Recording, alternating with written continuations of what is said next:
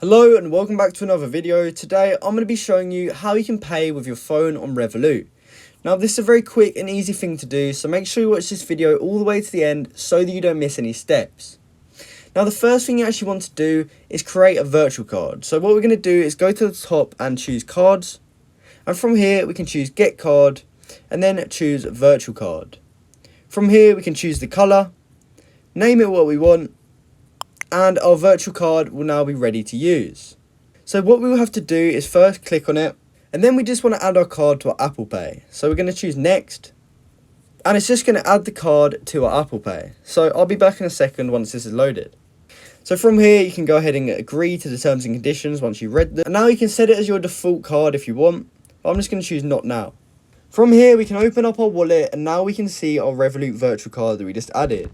So what we have to do is pay with our Pay ID or your password, and from there you can just tap it on the contactless reader and you will have successfully paid with your phone on Revolut. So that's how you can pay with your phone on Revolut, also known as contactless. I hope you found this video helpful, and if you did, please comment down below to say this video helped you out, and like and subscribe for more content like this. Thanks for watching.